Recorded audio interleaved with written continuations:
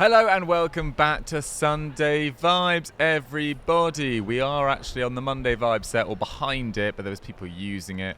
But joining myself and Mikey McCubbin today, we've got Sam Abasaki for his first appearance on Football Daily of 2024. 2024, man. How's it treating you so far, this new fresh year? It's cold. That's what it is. And I'm not a man that is good in cold. You've got a nice big coat though. Yeah, I know, but it's just not enough. Really, I Indoors. feel like I need one of those heated gilets things, the one that you can plug in. Mm-hmm. That's the stuff. Gary Neville's got one, I saw. Yeah. The only thing is, I saw a review on Amazon, blows up. So it does seem a bit dodgy, that a heated thing. What do you plug it into?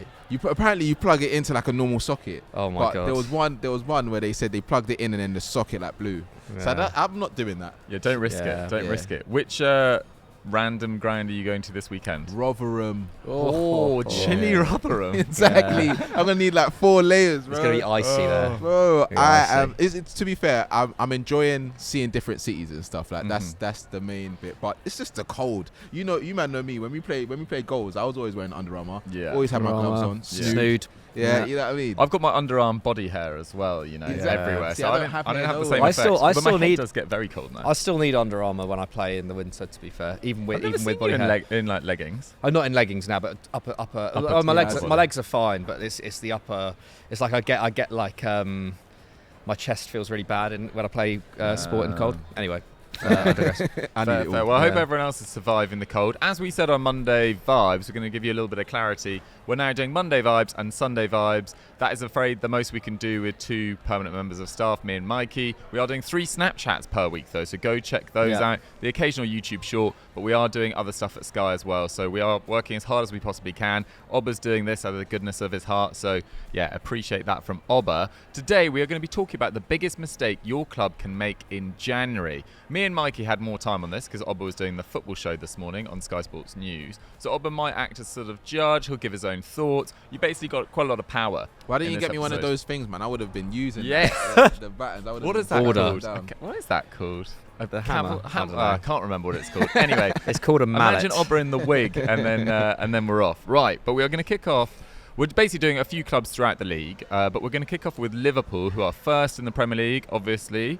3 points clear of second place Aston Villa, 5 ahead of Arsenal, who are in 4th. And we're going to pick out some clubs down the table that might have interesting Januaries and see what is their biggest mistake potentially this January. McCubbs, why don't you kick us off with Liverpool? What were your thoughts on their biggest potential mistake? Yeah, so I think we kind of alluded to this about maybe a month or 2 ago when we were with Joe doing our kind of signings that you need to make in or the signings that the big 6 need to make in January. And I've not changed my thoughts too much actually since then. We filmed that not too long after Matip got his season-ending injury, and so I think the focus was on the defence. But I still don't know whether actually Liverpool.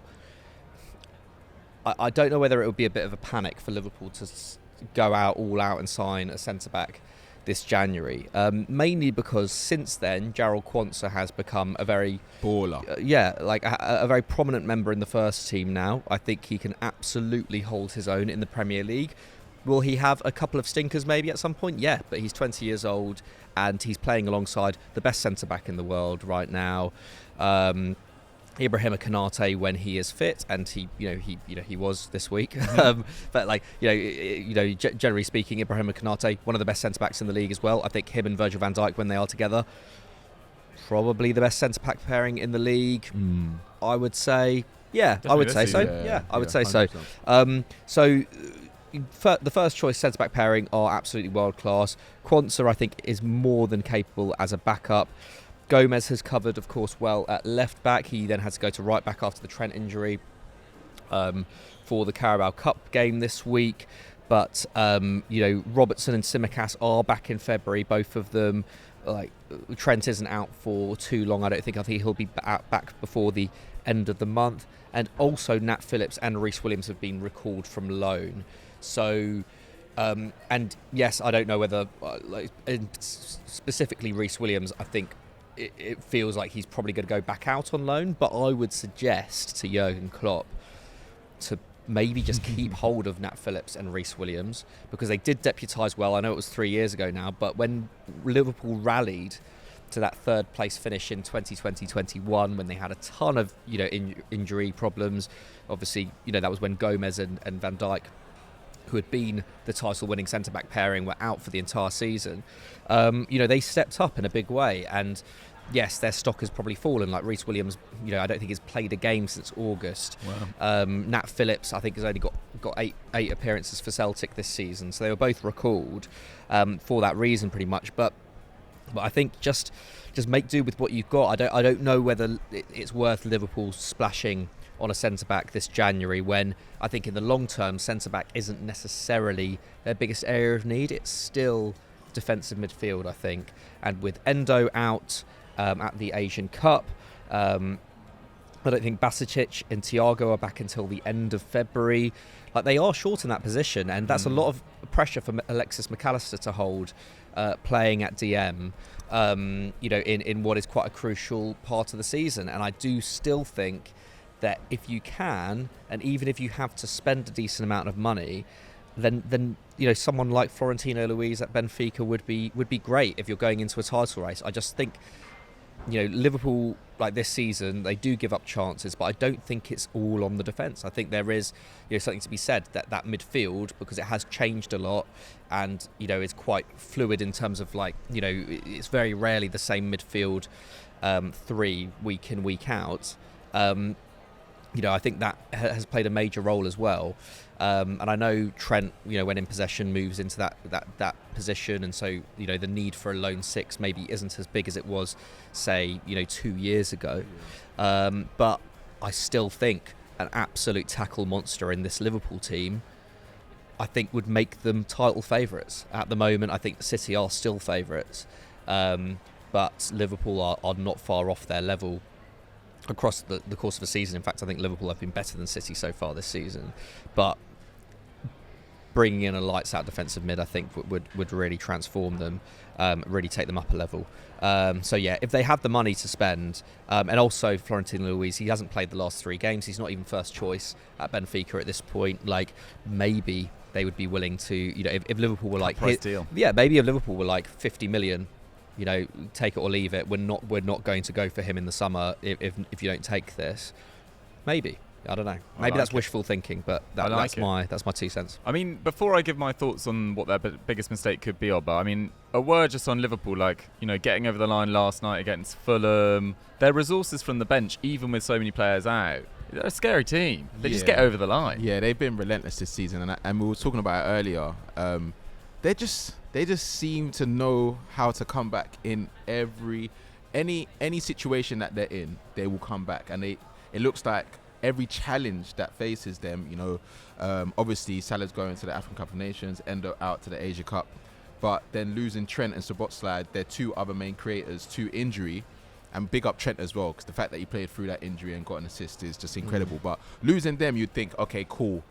You would see why they would slip up, especially with the issues that Mikey's saying in terms of not having a ready-made DM or having a like-for-like replacement for Trent, who is obviously one of one.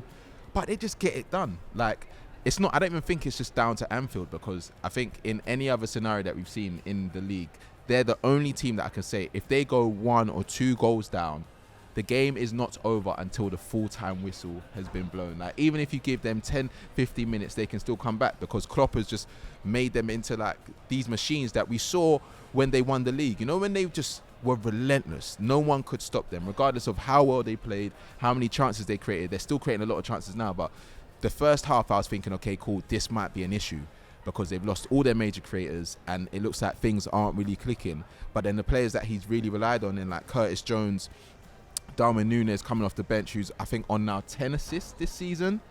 Like, these players are really stepping up to be big players for Klopp. And the right back that started, Conor Bradley. He almost got an assist for Darwin Núñez. He looks like, I think Klopp gave him a lot of praise, but you could tell that the team just want him to be successful. And that's the environment that he's built. So yeah, they're doing really well, and it's only going to be better when those players that are injured come back. Yeah, for sure. I mean, I'm kind of with Mikey. I think a month ago I was like, they definitely need to sign a defender of some sort, ideally a versatile one. Now it doesn't feel like an absolute necessity because there's only 3 more games, and I think Robertson and Tsimikas are back, which means that Gomez can then cover at right back. He can then cover in centre back, which makes such a different option. Such a difference to their options there. But I would say that an injury to Konate right now, or Joe Gomez in particular, really leaves them short, especially with Trent out. So if they could, I would look at signing a versatile defender. I thought about Nordi Mukiele. He's being linked to the move to Bayern at the moment from PSG. I think a move back to Germany, a place that he's already lived, probably makes sense for him. He's also unlikely to be first choice when everyone's fully fit at Liverpool, so maybe he'd think he's got a better chance at Bayern, where they've got, not as thin as Liverpool right now, but when everyone's fully fit, they have less defenders available. Having said that, they have just signed Eric Dyer, so that would be an interesting one. I mean, at PSG, he's barely been a regular there, but he's a useful player. He can play at right back, he can play at centre back, he can even play a little bit at left back, and has been used in a back 3 and a back 4 during his time at Leipzig and at PSG as well. So potentially a move to watch out for. It feels like he's probably going to go to Bayern, but yeah, I think it wouldn't be an enormous season-ending mistake if they don't sign a defender, but that would definitely be my area of concern. I just think they can get away with it in midfield for a little bit longer. So we're kind of on the same page there. Actually, no, you went defensive midfield. But where do you think? I agree with Mike. I think because of the rise of Conor Bradley and the fact that the last 2 games he's played really well, and I think Klopp is just going to trust him more and more. He spoke so highly of him in the post-match interview, and I think because of that and the fact that Joe Gomez is playing so well at left back, I think he's going to look at his defence and say, you know what, I think we're fine.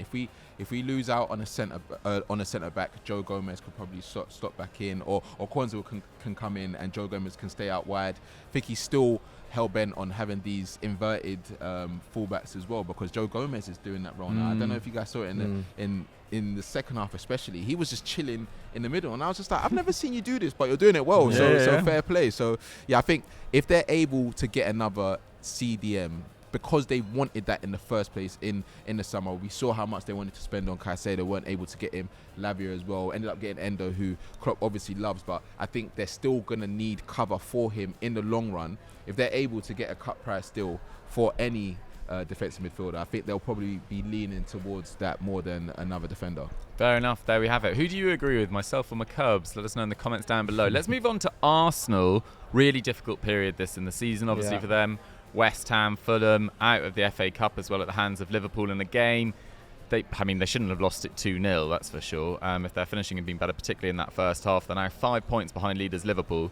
But they've got quite a favourable run of fixtures. I think their next game's against Crystal Palace, who are in a really bad run. And then the game after that, they've got Liverpool. So that's a good opportunity to cut the gap. So that'll be interesting. I'll kick off this one in terms of their biggest mistake. I think it's signing Ivan Toney for £100 million. I think that would be a huge mistake this January. That, every Arsenal fan is going to be thinking, what are you talking about? Well, we talked about it on Monday Vibes can they even afford I don't think they can afford it. And even if they could, he's 27 years old, and there are better strikers available this summer, I would have thought, like Victor Osimhen, although most people on Twitter at least seem to think that Chelsea have him nailed down, given the fact he is a Chelsea fan. Yeah, he's a Chelsea fan. A Chelsea man. But I still don't think I can understand why people don't want to see him move to Arsenal, because I don't see Osimhen, and this might be a hot take, I don't think it is, but I don't see him coming to the Premier line it up. Really? I've not seen a striker from Syria come to the Premier League and set the world alight. If someone can let me know in the comments, then I think very few have moved in their absolute prime. Players that have thrived in Syria have also done very well in the Premier League, like Zlatan Ibrahimovic, but that was later on in his career. I kind of get what you mean, but this is a 25-year-old who, when fit for the last 3 seasons, which is the big concern, and everyone's always like, look at his injury record, but some of those injuries have been completely freak injuries. He smashed his collarbone. I'm saying collarbone while pointing to my cheek. He smashed his cheekbone open and nearly lost his eye, or lost his vision on Milan Skriniar's shoulder a few years ago. Then did his shoulder, dislocated his shoulder. These are kind of freak injuries, and there have been a few hamstring issues as well there.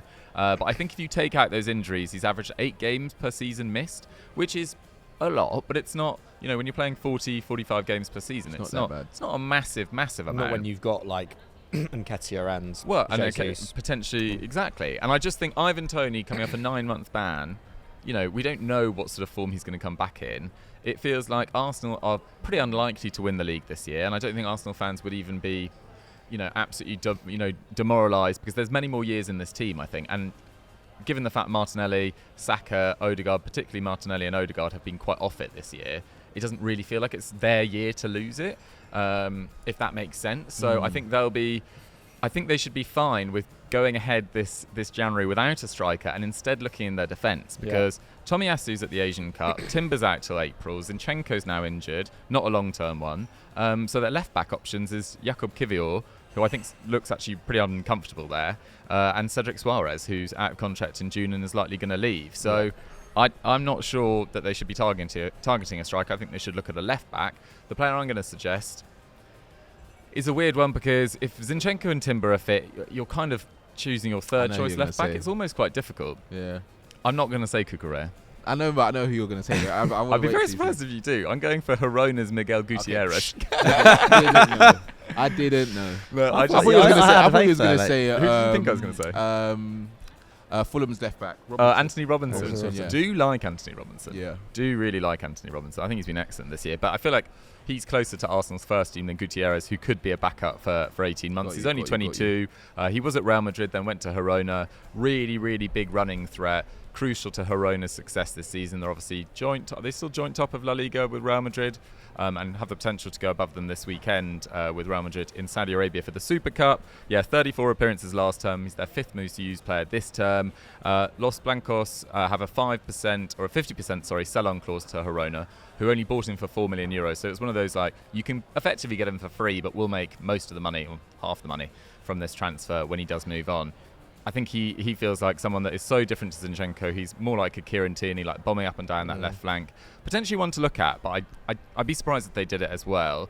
McCubbs, did you go down the striker route, the defender route, I went down maybe a midfielder route? No, I went down the defender route. I mean, I haven't suggested anyone specifically, because I found this really difficult, because, like you say, it's like you're either recruiting someone who's going to end up being a third choice left back, or maybe second choice left back, or someone who's going to end up being a second or third choice right back, or someone who's going to be like third or fourth in the pecking order at centre back. So I found it quite hard. Like, I mean, in terms of someone who would be potentially quite cheap, like someone like Lloyd Kelly at Bournemouth, his contract's up in the summer. I've actually suggested him for another club later down the line in this video. Ooh, spoiler.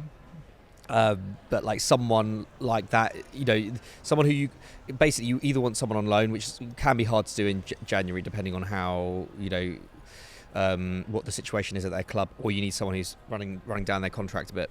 But I totally agree. I think Arsenal's forward line is absolutely fine. Like, if I'm honest, like I think there's been a lot of panic over the last 3 weeks about like the lack of goals. But like last season, they did not struggle for goals at all, and they had fewer. Jesus was out for 2-3 months, middle of last season.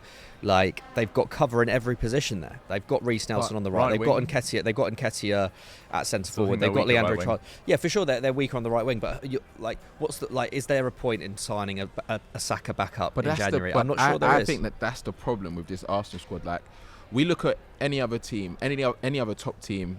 I say any other. It's mainly City and Liverpool. Yeah. There. When you're talking about the replacements but squad depth that come in, they're of a standard that can potentially start. But I think what Arteta's done with this Arsenal side is say Saka's going to start every game. Martinelli is most likely going to start every game. Jesus is going to most likely start every game if he's fully fit. Havertz has now become one of those players that if he plays, he's going to start every game if Jesus is injured. I think that is an issue when you're trying to build a full squad that can challenge for these titles, because we've always said if you're going to go for the Champions League and Premier League, you need players that can come in and do the job of the player. Maybe not the same level, but to a similar standard. But I think the fact that he plays all of these players when they're not in form and not at a certain standard, but he has to play them now because he hasn't got the cover, or when Martinelli's not playing well, he still doesn't trust Nelson. When Havertz had the game against Liverpool where he was missing all these chances, Nketiah came on in the 80th minute. And he's a player that he relied on last season that was able to get goals in that spell. In big games as well. Exactly. So I think that's a selection issue more than anything else. If you're a player now and you're looking at that Arsenal, and obviously they're not linked with anyone specific, but I think that the biggest mistake that they made, in my opinion, and I said it in the team talk that we did at the start of the season, is letting go of Xhaka. Because I think that position is a position that is very key to how Arsenal work. Like, they need a midfielder that is brave, that is not even necessarily a leader. You don't need to be a leader like Xhaka. That's a unique attribute. But being brave on the ball, you have to be in that position. Odegaard now gets almost not criminalized, but they get onto him because he's always trying to do something. But last season, it wasn't just him. It was Xhaka as well. There was more threat. Do you know what I mean? There was more threat. Havertz isn't that type of midfielder. Trossard, when he's played there, hasn't been that type of midfielder. So I know none of you have said it, I think that their defence is I feel like them conceding isn't necessarily a problem like that. Yeah, they're conceding chances and goals, but they're not scoring, and they're not getting enough goals from midfield. They're not getting enough goals from their forward. So those are the areas for me that they need to improve. I do still think though that, I do see that for sure. They're not creating at quite the rate that they were last season, but I still think they're creating enough. And I just worry that if there is another major injury in their defence, they could fall apart like they did last season. That would be my main concern, because at the moment they've got 4 fit defenders. Like, they've got 4 available defenders: White, Kivior, Gabriel and Saliba. Like that, I just don't think that's enough. There's just not enough people there for like, you know, the title challenge. And yes, maybe Tomiyasu comes back early from the Asian Cup. I've not included Suarez in there, to be fair, but like, I just think he's going to leave this January, if I'm honest. I don't think Arteta's going to be playing him. I might be wrong, but yeah, I just think it's a personnel thing. Like, yeah, I think the midfield has underperformed this season. Yes, like Odegaard in particular, his output has not been anywhere near as big as last season. And yeah, I think in the long term that is an issue for sure. Like, I think, like, I just don't think that the forward line, I just don't see where Arsenal can improve this forward line realistically in January. It's just not the time for it. I think go out in the summer, like, because in terms of like a defence or even a midfielder, like, you can get someone who can just kind of plug a gap or be back up. Like, I don't think Arsenal are, I don't think Arsenal's next forward signing is going to be a backup. I think he's going to be a starter, or at least someone who can split time evenly with, say, Jesus or Saka. I don't necessarily think they have the funds to do what I'm saying. Like, the Ivan Toney shouts, people are saying it. Realistically, they're not signing him in Jan for 100 million. He's staying at Brentford, isn't he? He's staying at Brentford. But what they can do is look for a player that is able to just almost like soften the burden of the other players, or just be a new energy in their front line. Like Trossard in January last year was a good signing. Exactly. Like, those type of signings that it's like, we don't expect the world, but whatever you offer, it's going to be more than what we're being given now, because all of them aren't playing well. And that is a huge issue for a team that we're talking about them not being in the title race anymore, but they're still a few points 5 points off. Yeah. Be careful about 5th place at the moment. Yeah, but they still want to be.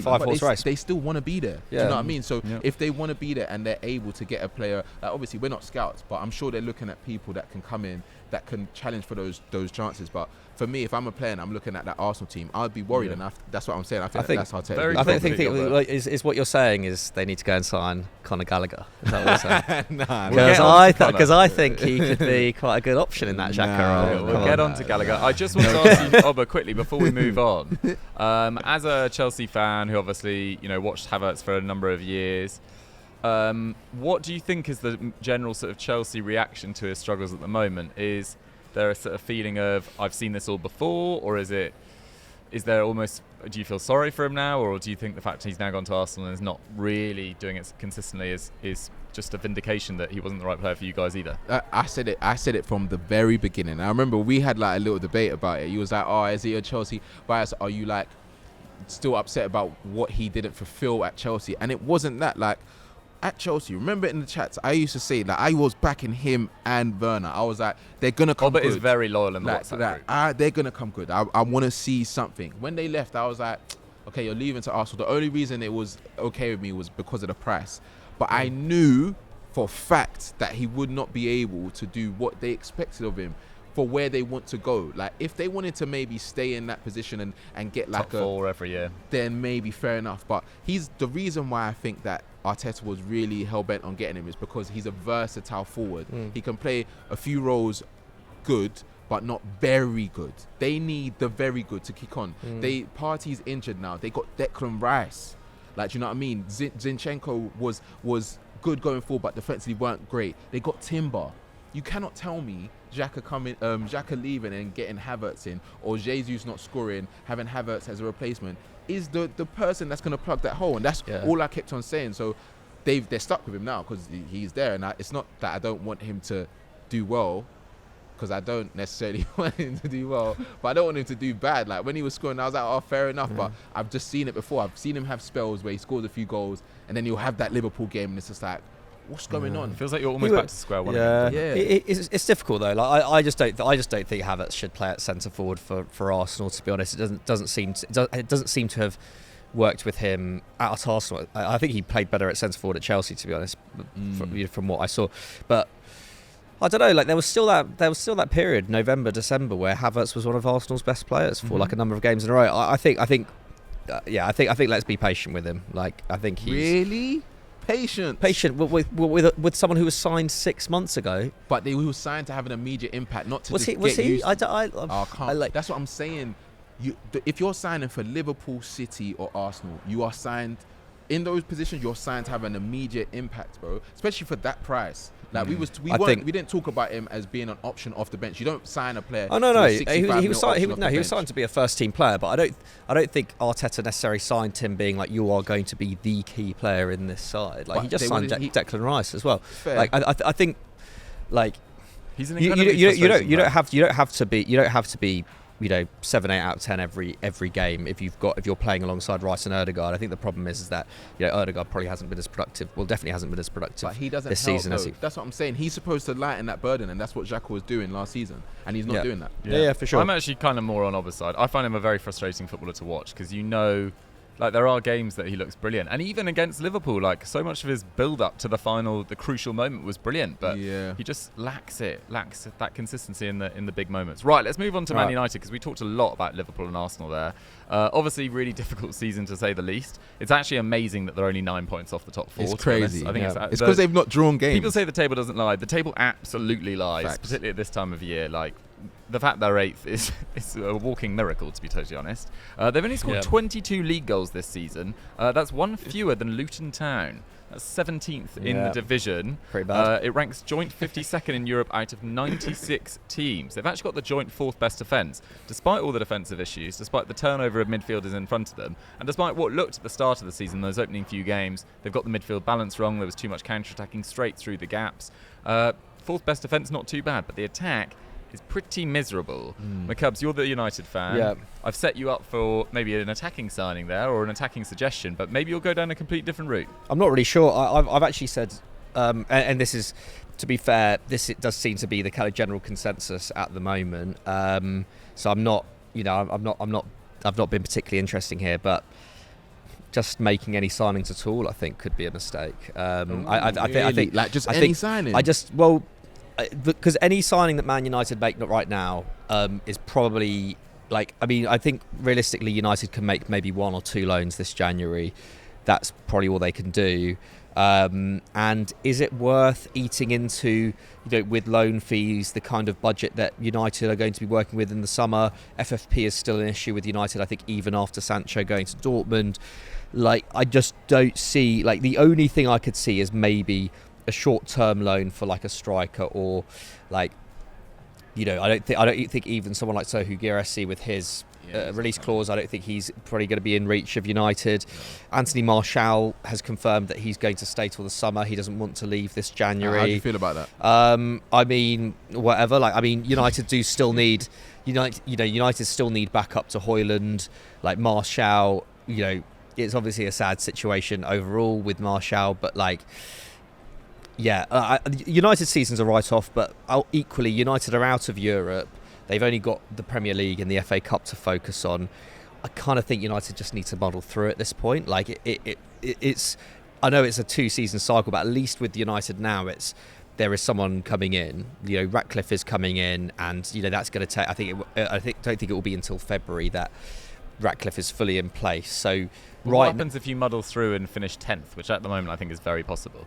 Well, what's the difference between 10th and 8th? Been there. There's literally no difference. I actually think in the minds of fans, those places do matter a bit.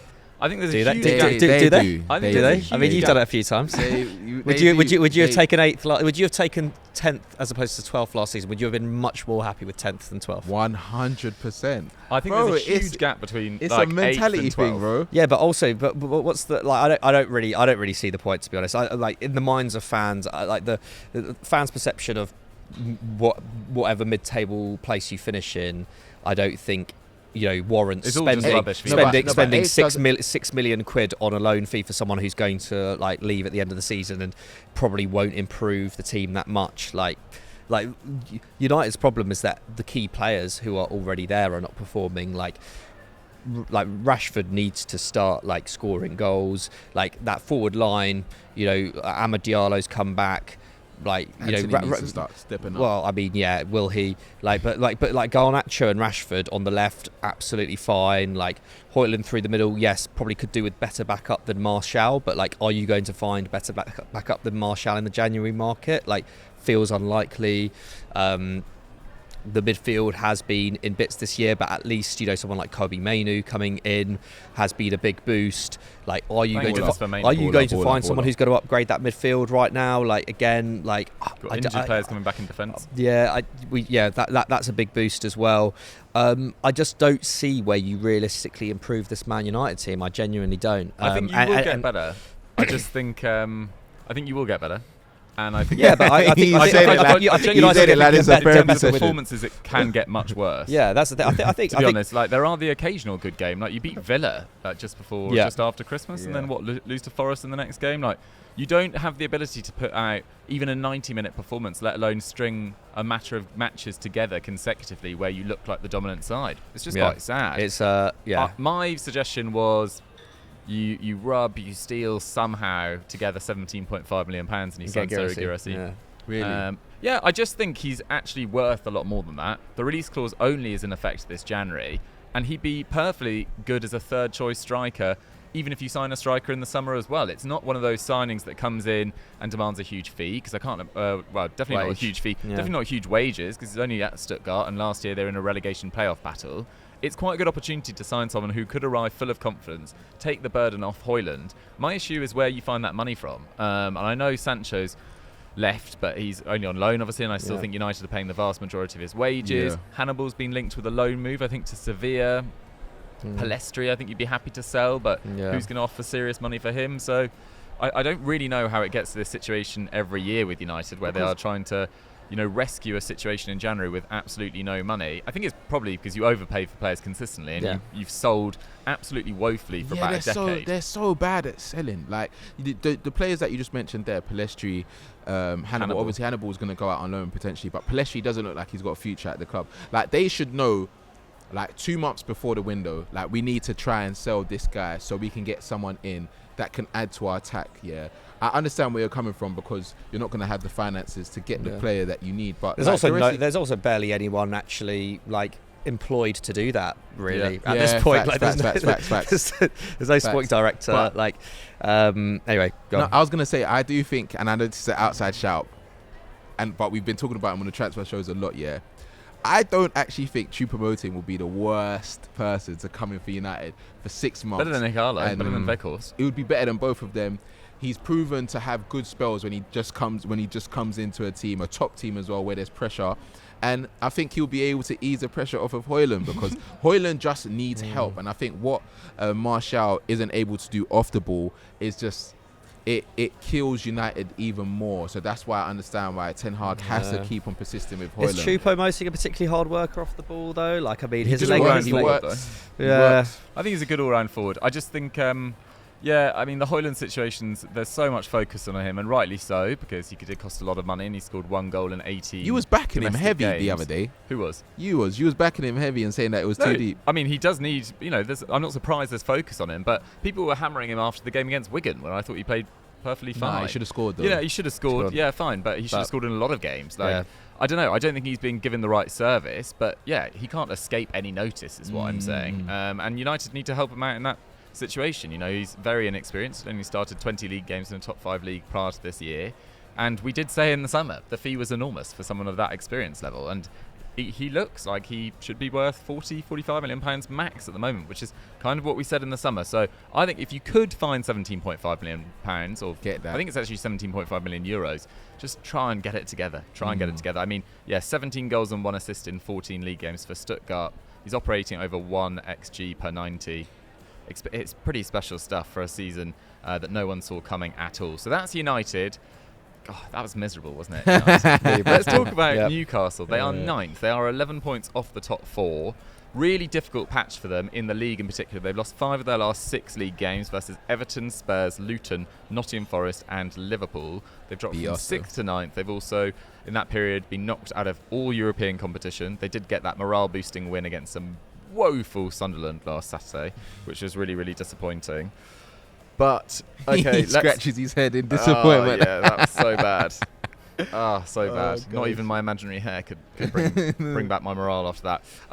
McCubs, where did you go with this one? Because there are still a number of players out injured, and they do have... You know, Newcastle fans love to talk about FFP issues, but I don't know how they've run into so many FFP issues already. I think it's, again, because they didn't have many assets to sell when the Saudis took over. But they might not have the biggest budget, but where did you think that they should potentially look? Or what mistake do you think they could make? Yeah, I think just not investing in the back line, I think, would be a bit of a mistake. Yes, like you say, they've not got tons of money to spend, but and they've had injuries all over the squad, but they do have Wilson, Willock, Barnes and Murphy coming back by the end of the month. That's a really big boost for them. The biggest area where I guess they've had a downgrade is probably in goal, with Pope being out till April and Dubravka coming in, and they've lost 5 of 6 games since Pope has come in. However, I was looking at it, and Dubravka hasn't really done much wrong, to be honest. That defence has been so bad. We saw Trippier's form completely drop off a cliff, didn't we? Before Christmas, in particular, where were those mistakes over the last few years, all suddenly creeping back into his game? Dubravka's actually has the 5th best post-shot XG in the entire league at the moment. So Dubravka's actually performing minor miracles. Newcastle, I think, since December, there's an argument that they've actually been the worst team in the league. They've conceded more XG than any other side. They've. I mean, you're laughing. You just how bad must the Sunderland been? I know. It does say a lot. We were rubbish.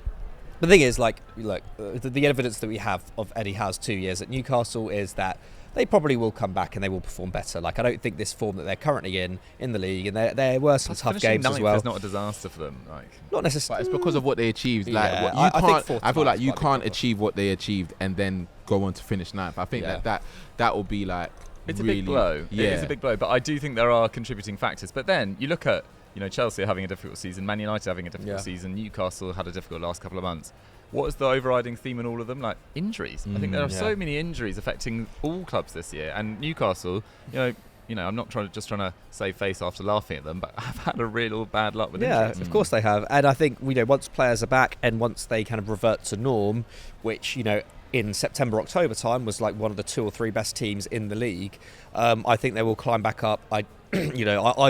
I still back them probably to finish above West Ham and Brighton. I think they're good enough for that.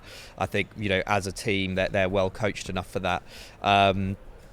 But the defence has been a problem. I think only Brentford have taken fewer points than them in that time as well. They conceded 34 shots against Liverpool. They conceded 16 shots against Luton when they lost to them 1-0. And they beat us. It's just crazy. You just lose to anyone. I mean, they beat United not too long ago. We'll probably lose. That'd be huge. Bring back Asamoah Gyan and Danny Welbeck for that one to recreate that famous victory.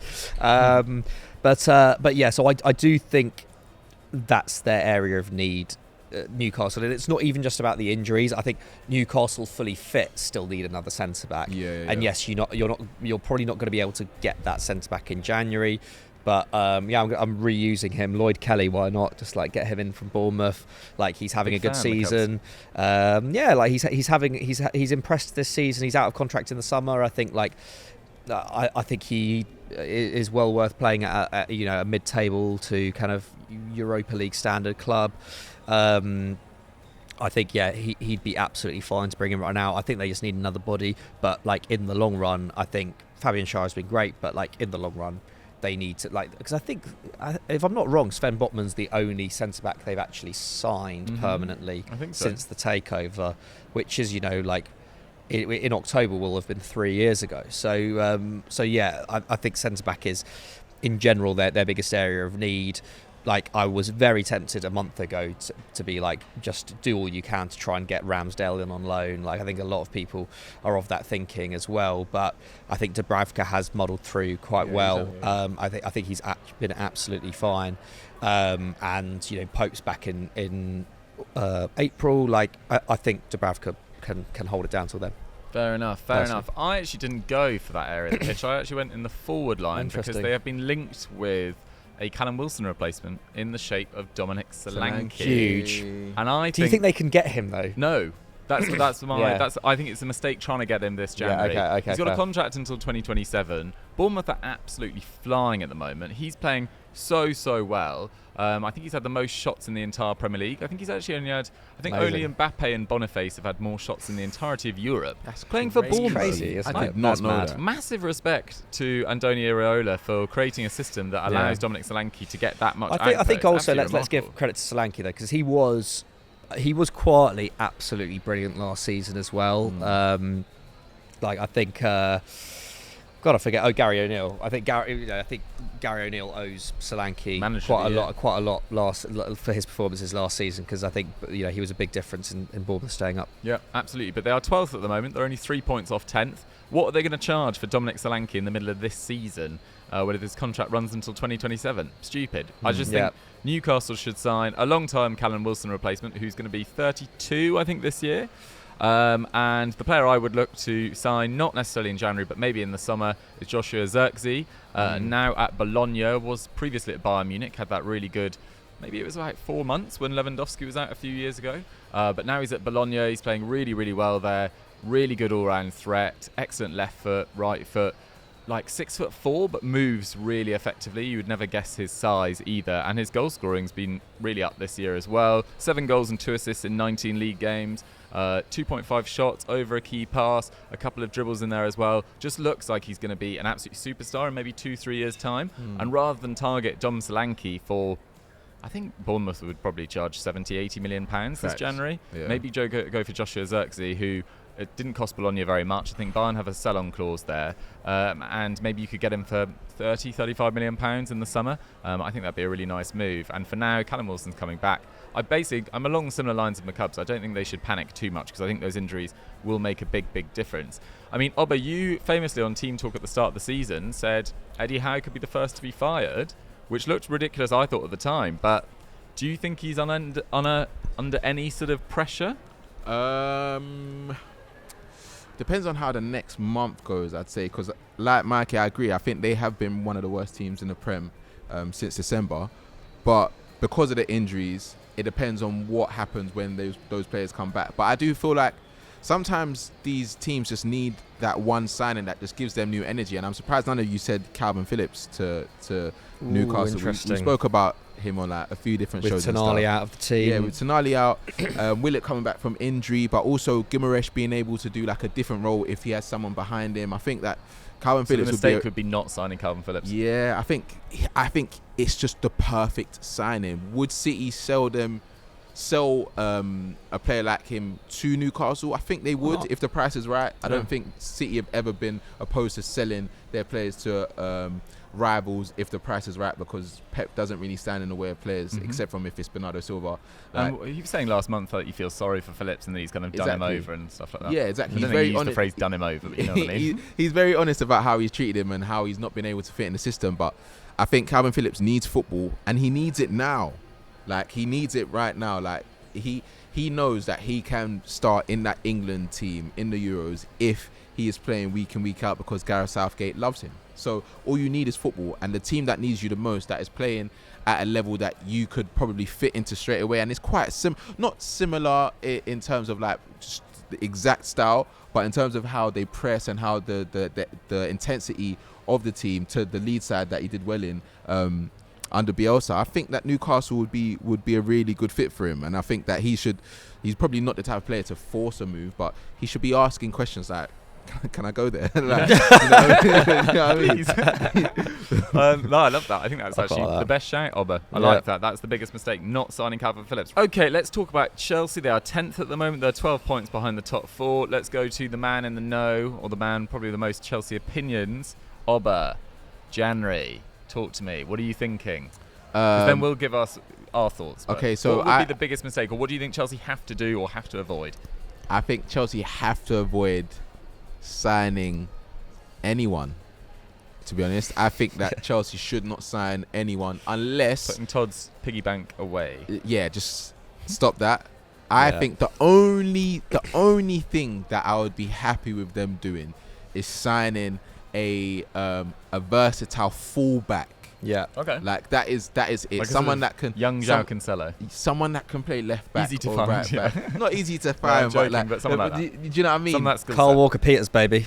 I think that would be perfect. But the only reason I'd say that he might be an issue is because I don't think Poch favours a fullback that isn't of a particular size. Like, because Maatsen not getting an opportunity to play for Chelsea has really upset me. I'll be honest. I think seeing Colwill playing left back out of position and being judged at left back when he's not a left back is just really sad, because we know how good he was for Brighton last season. I think he only played 4 games out of I think he only played 4 games out of position last season for Brighton, and the other games obviously was at centre back, and he was so good. And now everyone's judging him as a fullback, and he just isn't a fullback. Not his position. So he even said that. He said it, and he's been honest and open about it. Obviously, you can learn a new position, but come on, he's not a fullback. When's Chilwell back? He's back in full team training. Okay, that's good. So yeah, I think he's back. But soon, even at that, when players have been out injured for a long time, I don't give them. I'm not gonna predict that he's gonna be starting week in, week out until I see him in the team having 20 minutes, 30 minutes here and there.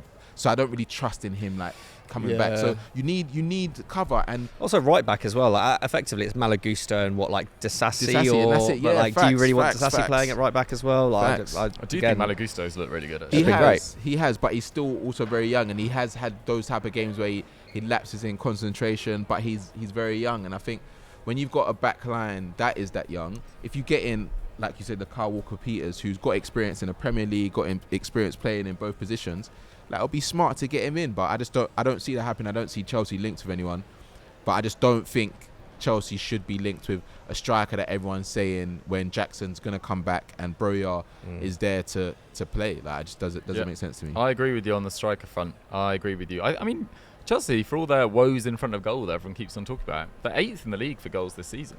And they're the 3rd biggest underperformers behind Everton and Brentford. I don't think the attack... Yeah, Jackson's missed some big chances, but I don't think it's been shocking. I don't think it's been anywhere near as bad as last year. He'll end the season with 10 Premier League goals at least, won't he? Which is that year as a 22-year-old? It's not a disaster, is it? My thing to avoid this January was selling Conor Gallagher. Oh, yeah. Like, I just don't think Chelsea can do that. Even consider it seems bonkers to me. And I know that you've got a history, or recent history of, long-term history of selling academy graduates, Gehi, Tamori, Abraham, more recently, Mount, Loftus-Cheek, Ampadu, Billy Gilmore. But I know it's useful for FFP and the balance books, but it can't go on. Chelsea's soul, which was debatable whether it really existed in the first place in terms of what their philosophy was.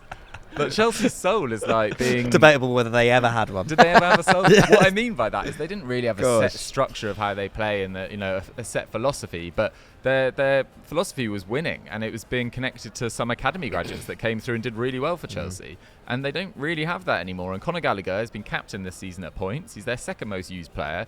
He's top for defensive actions. He's top for blocks. He's really up there in terms of passing stats as well, way above Moises Caicedo. I know it's not necessarily his role, but up there with sort of Enzo Fernandez on a few of them as well. I think he's played really well this season and has actually improved a lot. I didn't know he had this sort of campaign in him, and I just don't think you can sell Conor Gallagher, less so to Spurs, probably the side that Chelsea fans struggle with the most. And I don't think he's even going to start at Spurs when everyone's fully fit either. So for Conor Gallagher, I don't think it makes sense. I don't think he probably wants to move.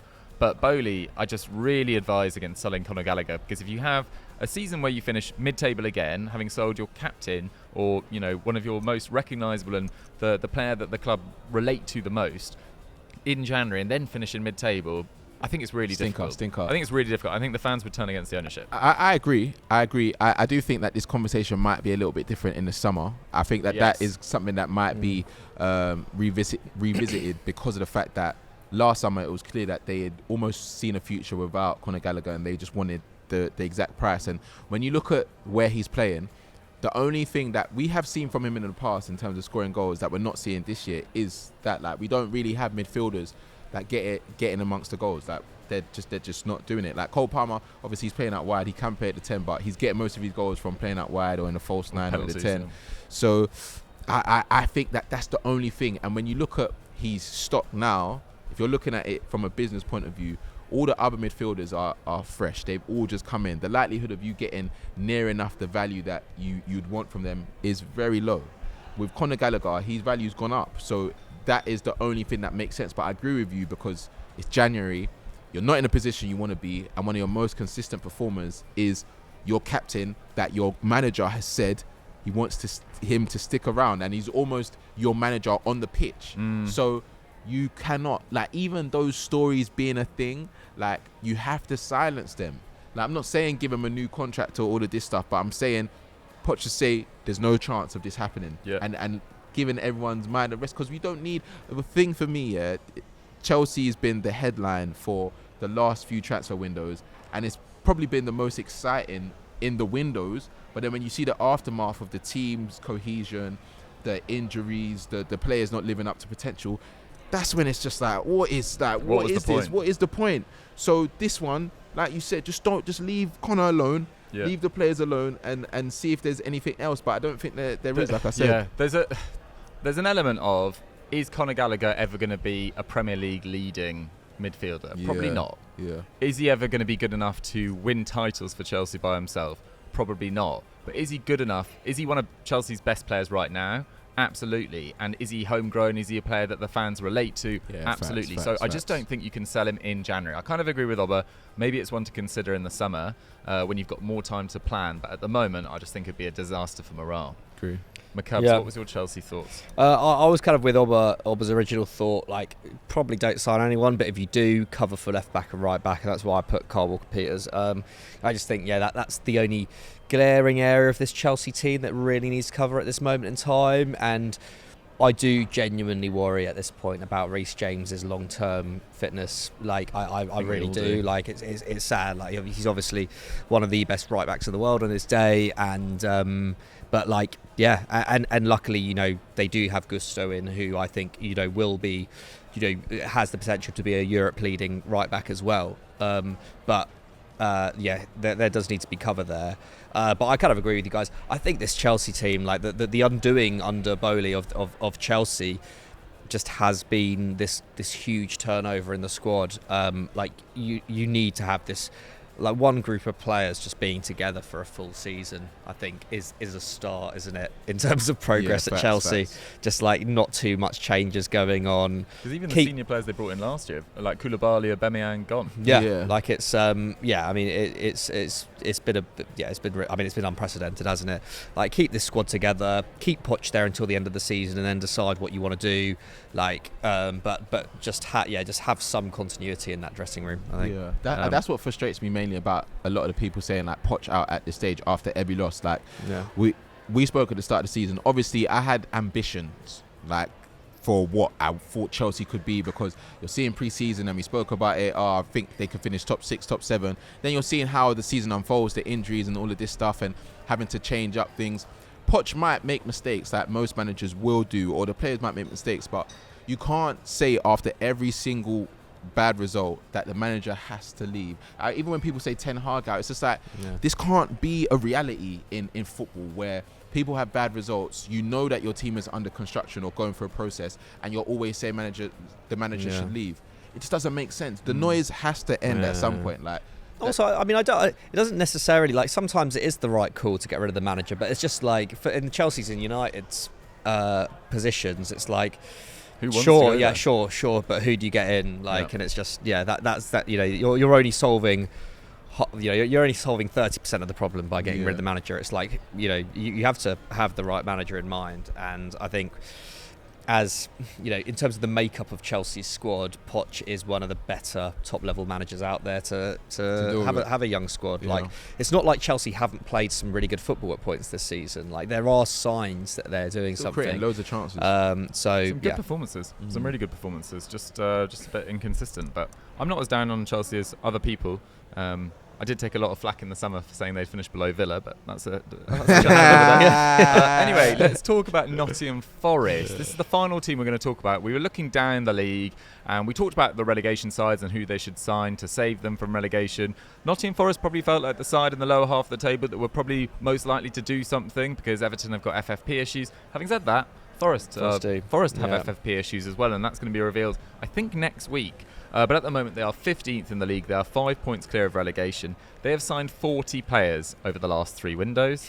Absolutely bonkers. You can bet that Marinakis probably has something planned, as much as they can, because they've got the 5th worst attack, they've got the 4th worst defence, and I think they'll be safe from relegation, but they'll be in and around there, I would have thought. McCubs, where did you go for Forest? Well, let's see, because I think it may be tomorrow, as people are watching this, that they will find out whether there are any major charges. So who knows whether a points deduction could come in. Points deduction for Forest feels quite different from a points deduction for Everton. Huge. I think a points deduction would potentially that would land them in real relegation trouble, depending on how big it is. But as for Forest, they've signed so many players. Like, I just can't keep up with the Forest squad, if I'm honest. Like, it's just a bit ridiculous. But I mean, their main problem is they've got 6 players at AFCON. I was going to say, so, like, AFCON's a huge one. So, like, Bowley, and it's not like they're just squad players. It's like Willy Bolly, Ola Aina, Niakate, Sangare, and Aurier. So 2 right backs gone. Like, luckily, they have like Gonzalo Montiel. So I think just muddle along with Montiel, because you don't want 4 right backs in the squad come February. Isn't it crazy that you muddle along with that Argentine World Cup winner? Yeah, scored the winning pen. Yeah, I know. Yeah. And he actually has looked. He has actually looked decent at points as well. I mean, Bolly and Niakate out of the defence is a big loss, but again, like, Joe Worrell, I think is fine there. Like, I think. Yeah, they've got enough cover. I think that's the thing. They've got such a big squad that I think actually the defence is all right. I think where I would be more worried is an issue that they've had like throughout the season since Owanyi's gone. Is striker. Is striker like Chris Wood? Yes, 7 goals this season. Who'd have thought that he'd have got above 5 goals this season for Forest? But 3 of those were against Newcastle.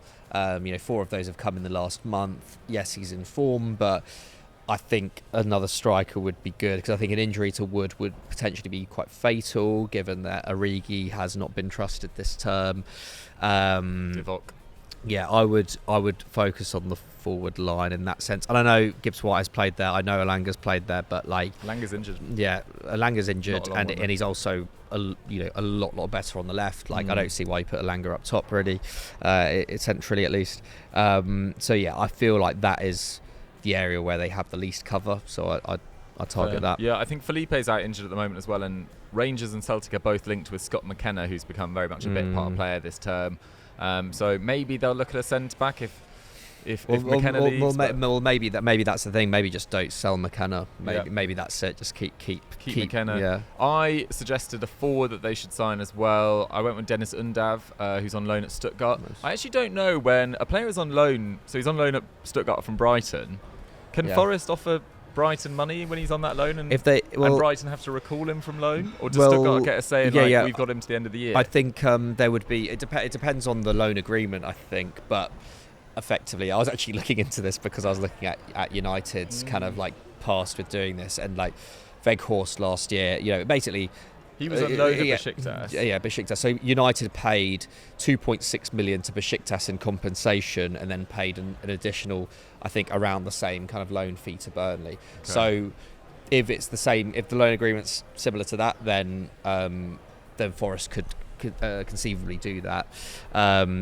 But again, it's like I don't know how much power the player has in that as well. He might want to stay at Stuttgart. I would absolutely want to stay at Stuttgart. Top 4 race. They're actually in top 4 races, as I say. He's only started 8 league games this season, but he's been absolutely brilliant in the minutes he has played. Girassi missed some games with a hamstring injury. It feels like his future. If they sell Girassi this January, there's no way they're going to get rid of Dennis Undav. So it's kind of tied into that. He's the sort of player they should be looking at. Would Brighton sell to Nottingham Forest? Potentially, in the summer maybe. They're not really direct rivals at the moment. Brighton obviously, going for Europe every year. Forest just trying to survive. Fair enough. It's only their second year back in the Prem.